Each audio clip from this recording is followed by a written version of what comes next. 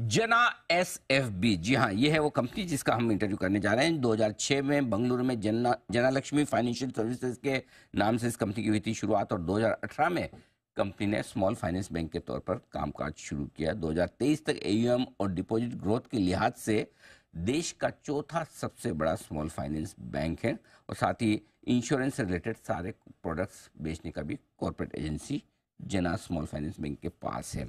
नतीजा है, कल आपके सामने जरा नतीजे रख दूं। नेट इंटरेस्ट इनकम, ब्याज आय में ग्रोथ दिखी है 24% की, 548 करोड़ पर पहुंचा है आंकड़ा। प्रोविजनिंग में 3% की कमी आई है साल दर साल, और तिमाही दर तिमाही भी देखें तो एकदम फ्लैट है, 1% बढ़ा, 160 से 161 करोड़, कोई खास नहीं। मुनाफा अच्छा 13% बढ़कर आया। एसेट क्वालिटी में सुधार बढ़िया देखने को मिला है, 2.5% से 2.25% के नीचे बढ़िया सुधार हुआ है ग्रोस लेवल पर, नेट लेवल पर भी, और नेट इंटरेस्ट मार्जिन सुधर कर आए हैं 20 बेसिस पॉइंट, 7.9%। आइए मुलाकात करेंगे जना एसएफबी के एमडी और सीईओ अजय कंवल साहब हमारे साथ कार्यक्रम में शामिल हो रहे हैं। कंवल साहब ने मराठवाड़ा यूनिवर्सिटी से इंजीनियरिंग में बैचलर्स की डिग्री हासिल की है, इलेक्ट्रॉनिक्स और टेलीकम्युनिकेशंस दोनों में। बॉम्बे यूनिवर्सिटी से आपने मैनेजमेंट स्टडीज में मास्टर्स भी किया है। भारत और सिंगापुर दोनों देशों में स्टैंडर्ड चार्टर्ड बैंक के साथ आपने काफी लंबे समय तक काम किया, सेवाएं दी है। अजय कंवल साहब, सबसे पहले तो बहुत बहुत स्वागत है सर आपका, गुड मॉर्निंग, समय देने के लिए आपका धन्यवाद। नंबर्स काफी मजबूत दिख रहे हैं। मैं शुरुआत पहले नेट इंटरेस्ट मार्जिन के साथ करना चाहता हूं। 7.7 से 7.9% बढ़कर आए हैं इस वक्त, जब ज्यादातर बैंक्स को बड़ी मुश्किल हो रही है कि मार्जिन मेंटेन करें, कम भी हो रहे हैं कुछ कुछ बैंक्स के।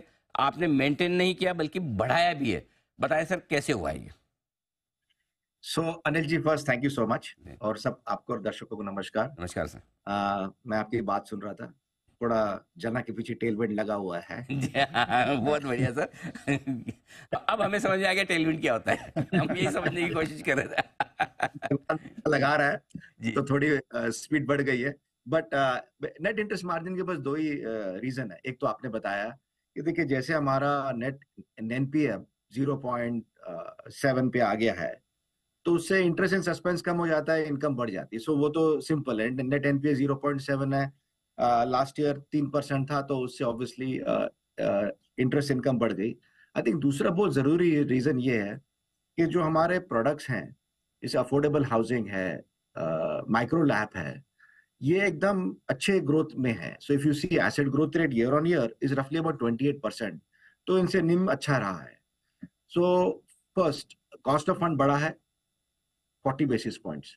मार्च 23 में 7.4% था, दिसंबर में 7.6 है।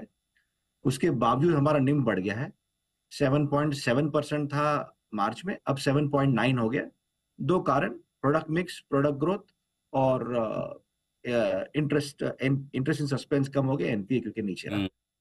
भी ज्यादा कमाल है, क्योंकि जनरली मतलब आपकी क्रेडिट कॉस्ट कम हो और मार्जिन बढ़ जाए, वो तो हमें समझ में आता है, आमतौर पर हम जानते हैं, मतलब मानते हैं कि बैंक्स ब्याज दरें जल्दी बढ़ा देता है, घटाता देर से, तो आपको वो फायदा मिल जाएगा। या तो उल्टा है, क्रेडिट कॉस्ट बढ़ी, उसके बावजूद आपने मार्जिन मेंटेन किया, ये बड़ी चीज है। अब सर आते हैं एसेट क्वालिटी पर। पिछले साल से देखें तो बहुत ही बेहतर है, तिमाही दर तिमाही भी काफी इंप्रूव होकर आई है। एसेट क्वालिटी में कहां से सुधार आया और इसकी वजह भी समझाएं। सो अनिल जी, बेसिकली अगर आप मार्च 20 के जना के रिजल्ट देखिए ना, तो नेट एनपीए 0.5 0.6 ही था। फिर कोविड हो गया, वो फिर बढ़ गया। अब कोविड का सारा रेजोल्यूशन हो गया, या तो प्रोविजनिंग हो गई या तो कलेक्शन हो गई। So back to the pre covid levels, nearly the same levels. और बहुत मतलब हमारे बिजनेस तो बहुत सिंपल है, रिटेल बिजनेस है और एमएसएमई बिजनेस है। सिक्योर्ड है प्रॉपर्टी के साथ या माइक्रो फाइनेंस में है। माइक्रो फाइनेंस ही हमने देखा कि काफी बढ़ गया था डेलिंक्वेंसी ड्यूरिंग कोविड। अब सारी कलेक्शन 99% पे आ गई है, and things are back to normal. So it's a very steady business now. और आपको ही पता है, और सारे दर्शकों के लिए बता रहा हूँ कि see micro finance is one business जो अच्छे टाइम में 99%, 0.5 0.6% net NPA, gross NPA 1.5 2% max, वो रेंज में चलता है।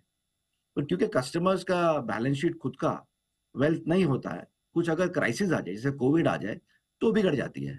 तो उसमें चॉइस नहीं है उनके पास, ना बैंक के पास चॉइस होता, हमारे एनपीए बढ़ जाता है। So I think we are at a very steady pace. और हमने ये भी डिक्लेयर किया कि हमारा जो अब सिक्योर्ड बुक हो गया अनिल जी, 59.5% है।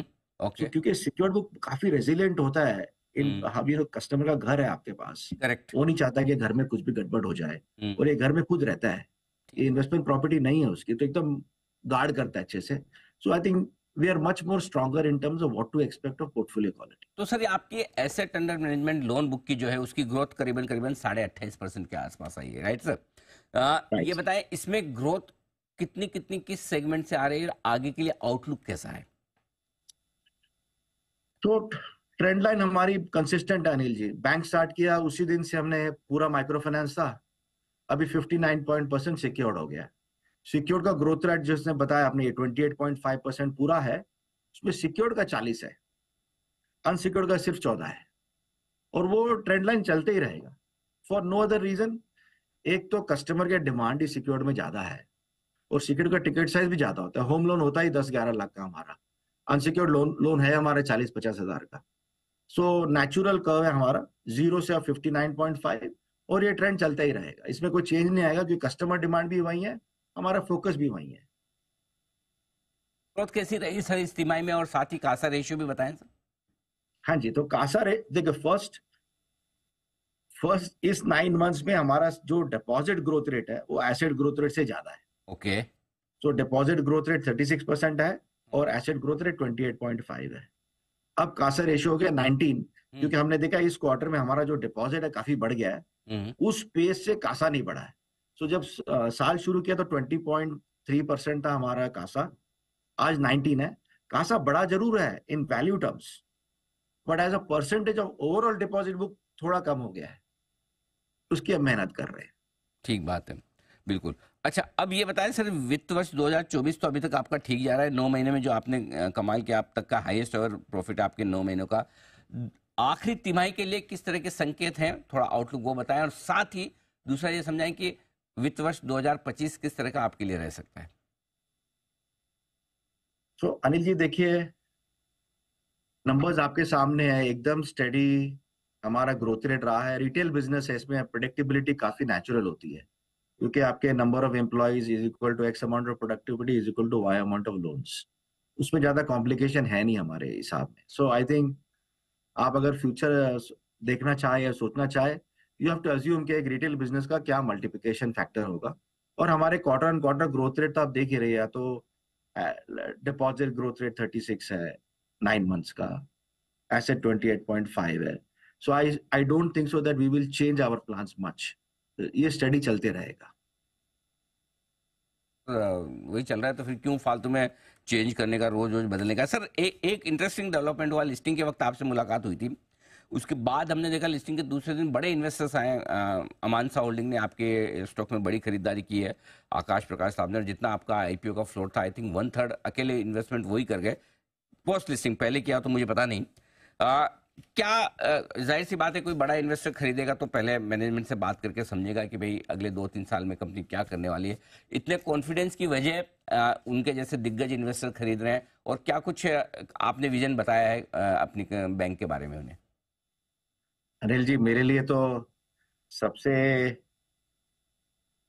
हैप्पीनेस और ऑनर की बात यह रही कि मैं आपके शो में स्टॉक ऑफ द डे में आया हूँ। अरे थैंक यू सर। आप जानते हैं, मैंने आपको बताया कि जिस तरह आपने मेरी क्वेश्चनिंग की है जी, आपने बहुत ही डिटेल्ड डीआरएचपी, आरएचपी, यूडीआरएचपी नंबर्स। तो देखिए, मेरा व्यू बहुत सिंपल है, हमारा काम है बैंक अच्छे से चलाना जी, पोर्टफोलियो क्वालिटी अच्छी हो, कस्टमर का सर्विस अच्छा हो, हमारा क्लियर फोकस रहा है। और हम लोग बहुत ही टफ पीरियड से आए हैं, हमने कोविड भी देख लिया, डीमॉन भी देख लिया है।